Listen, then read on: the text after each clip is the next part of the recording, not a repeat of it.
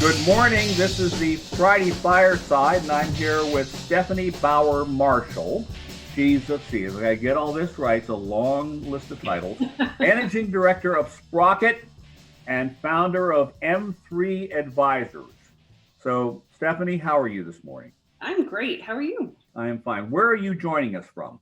I am just outside of Washington, D.C. in Northern Virginia. And how is Northern Virginia doing with COVID and all like such as that? We're not bad. I mean, it's a beautiful day, surprisingly, for November. It's in the 70s, which has been wonderful this week. And COVID cases are on the rise, but I think we're still below that 10, number. Does Virginia have a statewide mask mandate? Yes. Yeah, as does Maryland. And for the most part, people are being okay with it. Yeah, there are those occasions where somebody gets a little nuts. Yeah. It happens. So, all right. So tell us what you do. First of all, let's talk about M3 Advisors. What is M3 Advisors?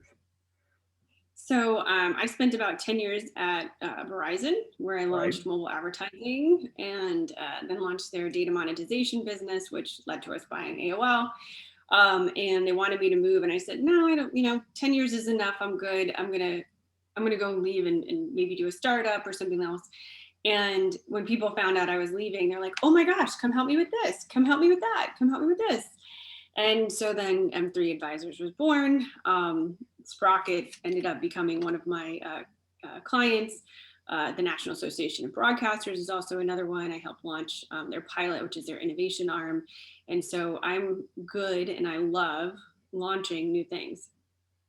Well, that's fun. And also you get to play, given the nature of the pilot program and of SPROCKIT, you get to play with all the cool stuff. Yeah. All the cool little new companies and all the technology. Tell us a little bit about SPROCKIT. I am very familiar with it. I'm not sure all of our viewers are. Yes. So we thank you for being one of our thought leaders, first of all. Thank you. At SPROCKIT. And I also want to thank Centriply for hosting this, right? They're sponsoring it. They're a SPROCKIT company that is sort of a DSP for television, for attribution. And so basically what SPROCKIT does is we work with big companies. So it started out of actually a partnership with the National Association of Broadcasters to help broadcasters transform, right? Digital transformation, help them accelerate their transformation. And we ended up working with, Verizon, Samsung, Hearst, Univision, Fox, Tegna, Disney, Comcast, we MLB, ABC, NBC, CBS, basically all of these big, large media companies. And we look for startups that can help meet their pain points. So these startups have to be at the stage where they're ready to do deals. They have to have proven technology. So what that means is usually they have a reference client or a proof of concept or a pilot that has been completed. So a case study or something like that, which means that they can actually deliver for these big companies. So for example, when I was at Verizon launching mobile advertising, the mobile world, like mobile advertising world, didn't exist at that point. There were little startups that were popping up that were, that saw the opportunity, were going after it, that were maybe more nimble, that had the capable talent of, building solutions for those gaps. And we ended up partnering with a company called Third Screen Media, which ironically, the day I signed the deal with them, the next day they were bought by AOL. So if you think full circle, we ended up buying AOL, which was kind of fun. But at any rate, it helps a company like for Verizon. We weren't going to build a mobile ad network internally. We said, no, let's partner with a startup, and it de-risks our go-to-market. And so that really is, an example of why SPROCKIT is so important, because we help find those companies that can really help the larger companies innovate. I have a story. One of my first exposures to SPROCKIT, I was with a client doing middleware. That's back when we actually thought there was a business in middleware. And I'm on the SPROCKIT Hub. Is that what we call the thing? Yep. Okay. And for those who haven't been there, SPROCKIT is usually in not the North Hall. That's the North Hall. Mm-hmm. The North Hall is the one floor The South Hall is the 2 floor that you need a motorized skateboard to get down to the end. Okay. And by the way, I saw guys with motorized skateboards last time I was at NAB. Yeah, I did thought to too. myself, that's a business I want to be in. But anyway, so I'm there with my client, and I brought over a cluster of Comcast engineers to see what he did. And the beauty of SPROCKIT is that people can come into SPROCKIT, buyers or looky-loos can come into SPROCKIT, and in a very concentrated physical area on a fairly short period of time, you spend an hour at SPROCKIT and you'll see what it would take you a day to find. Exactly. All those little hidden nuggets, right? Right. So anyway, those engineers come over, and my client's doing his thing. He's waving his arms and he's pointing to the display board. And one of the Comcast engineers goes, "Wait, stop. How did you do that?" And he points to something down in the corner. And client says, "How did I do what?" He said, "How did you connect that piece of content to that piece of content?" And my client said, "Bobby did it." To do that to make it all work. It wasn't actually a part of the full suite of solutions. It was this little utility piece. And the Comcast guy said, "I've been trying to solve that one for 6 months." Yep. It was right there, that it's not just seeing what people have to do on paper, but it's getting in front of it. Absolutely. Being able to ask questions. Now, then SPROCKIT does the sync events, and I've been involved in some of those. Yep. What are those? So the sync events are when, they used to be in person, but we were at New York, LA, and San Francisco. So our corporate partners would host us. And our last one that we did was at Comcast in LA. Well, when COVID hit, and as we were hitting, we started doing weekly community calls just on Zoom, just getting everyone together to say, how are things going? And we eventually said, okay, well, obviously NAB show isn't happening. Obviously our summer sync, which is usually at Google, that wasn't happening, right? And so we said, all right, well, let's bring it virtual. Let's do it. And we were able to successfully translate the energy, because you've been to our physical and our virtual. They're so much fun and they're so productive, and there's just such great energy from the corporate partners who are looking for innovation, who are excited about new technologies, and our startups who are just amazing entrepreneurs. And so what we've recently done, we just held another one in October, so our second virtual sync, and we bring together these different groups of people. So our corporate partners, our thought leaders, our startups, and we get them together for a discussion. So we have breakout discussions. We do curated one-on-one meetings. So we're matching those corporates with the startups that can help them. And we do, introductions. So all of our corporates, kind of get up and say, these are the issues, these are the challenges that I'm facing. And then our startups go through and, talk about the value proposition that they can deliver. And then we bring that all together in just an amazing community of people. I was surprised at the October event, the high level of corporate participation you have. Yeah. And somewhat to my surprise, as they introduced themselves, they were very open about what they were there looking for. Yep. And for an entrepreneur, for a startup in our wacky business, for someone to say, "I'm looking for this, this, this, this, and that. If you got any of those 4 things, we got to talk." And it's like, manna from heaven for these guys. Yeah. Oh, absolutely. And that's what that is.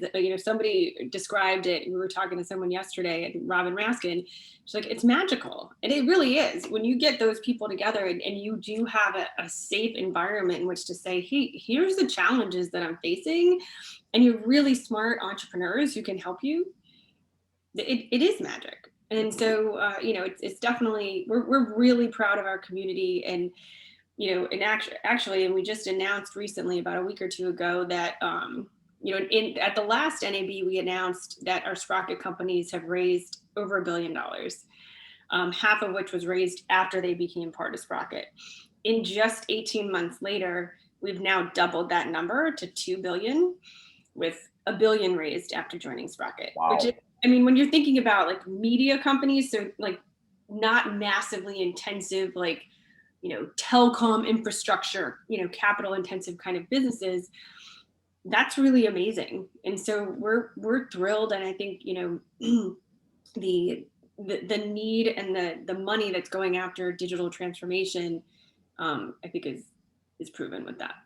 It was not long ago, maybe 5 or 6, 7 years ago, where in that environment, you'd be talking to the big companies, the Verizons and the AT&Ts and the Comcasts, and you would be in the middle of a build versus buy conversation. Yep. And you'd present something to that company. I remember talking to a friend at Comcast a few years ago, and I told him about somebody I was working with that I thought was the greatest thing since sliced bread, and he agreed.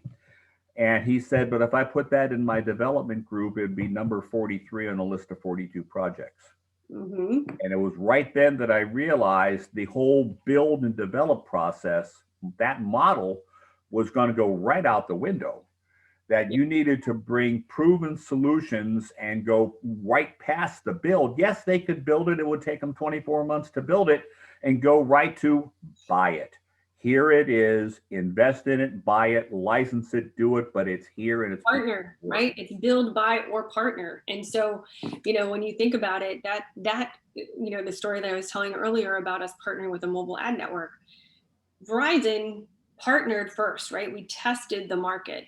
And then, I guess 8 years, 10 years later, we ended up buying it because we said, okay, well, you know what? Now we know enough about the market. We know that we need this. It fits in here, and we're going to buy it, right? And so, I think it's a great way for big companies to move a little bit faster and to test it out. And oh, by the way, you are actually responsible then for Verizon putting in line the purchase of AOL. Mm-hmm. And as everybody who knows me knows, I still use my AOL email account. I still have mine. I don't my heavens, how long have they had that? And the answer is since 1993. And to have your AOL brand be your name at AOL.com, that's my brand. That's how people know me, Yeah. I'm in all their address books that way. Okay, now listen. Tell us a little bit about what you see at M3 Advisors and what you see at Sprockit in terms of what the opportunities are for people to respond to the pandemic. We've now seen that some of the traditional business models have gone by the wayside. Things are speeding up dramatically. Yeah. What are the real opportunities that you see? Yeah. So, I mean, we, ironically or thankfully, one of the areas that has gotten a lot of attention is cloud, right? Migration to the cloud, remote production. So, for example, DivvyCloud is one of our startups from Sprockit, who was actually bought during the middle of a pandemic for $145 million by Rapid7. So they're, all about like secure cloud. And for broadcasters and media companies that are trying to move to the cloud, they're a phenomenal solution for that.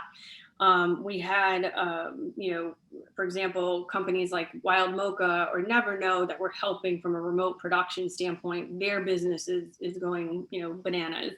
From an advertising standpoint, I think there was a little bit of a dip, but, people were using that time to really learn. So folks like one of our companies, True Optic, was just acquired by TransUnion for an undisclosed amount, or at least I don't know how much, but they're really about identity and being able to do targeting on television and other platforms. Advocado, they're having their best revenue month this year. I had Amy from Avocado on not long ago. I think I have somebody from True Optic coming up in December. Oh, that's perfect. Yeah, they're phenomenal companies, and so it's really fun.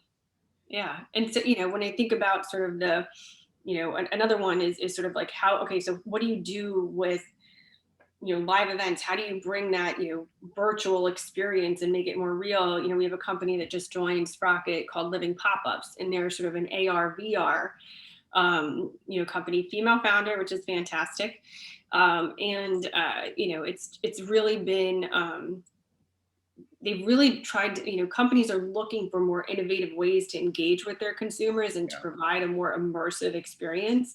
And they've done that in the education space and in some cases the entertainment space. And so I think you're going to see more of that too. That's really interesting, because I remember watching the NAB finals and the big TVs kind of lined up behind the benches, and it just looked so odd. And then I watched the MTV Music Awards. Yep. And I believe it was who's the group with Fergie? Oh, the Black Eyed Peas? Black Eyed Peas did a live. I knew that because I'm horrible at pop culture. We got it. So the Black Eyed Peas did something in the MTV Music Awards, and it was obviously engineered by other folks. But instead of having fans lined up on televisions behind them, they were in the windows of New York apartment buildings that were in the background. So you actually saw people almost leaning out of their windows looking at the guys performing on the street sort of in front of them. There's a lot of good stuff that can be done. We are all learning as we go. So that's exciting. Okay. You are also, we talked about this very briefly, in an investors group. Yeah. So tell us about that. When I left Verizon, I said, you know what, I want to invest in women. Female founders get less than 2%. It's actually getting worse. So PitchBook just came out and said, we're on track for the worst year since 2017 for female founders in terms of funding. People of color get even less, or women of color rather. And so when I left Verizon, I'm like, that's it. I'm investing in female founders, right? When you have a diverse team, it is widely proven that you will have better returns and better results. And so I started, my first investment was in a company called Kenzen. I invested in Backstage Capital. I invested in Portfolio. I did CEO, and nothing was in the DC area.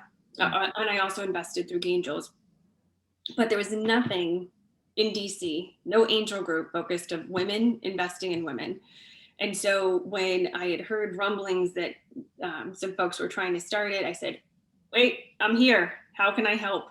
And got sucked in and very quickly was responsible for our deal flow team, our due diligence, our MBA fellows. And then as we transitioned from into a not-for-profit, a 501c6 organization, I became president of the board. And so Citrine Angels is a membership group in the DC area of women investors who are looking to fund female founders. And part of the reason that I think this is just so critical in changing that 2% number is that what PitchBook had said was, one of the reasons that numbers are going down is because people stick close to their networks. And when most of the investors are men, they're going to stick closer to the men that they know, right? And so we need to get more women learning about this investment class and learning about investing and knowing that they actually can make those investments and how to do that. And so we provide a lot of education in terms of really trying to help more women open their checkbooks to help female founders and build wealth in the process. Cool. Well, I have 2 points to add to that. One is that one of my clients is Screen Hits TV from the UK.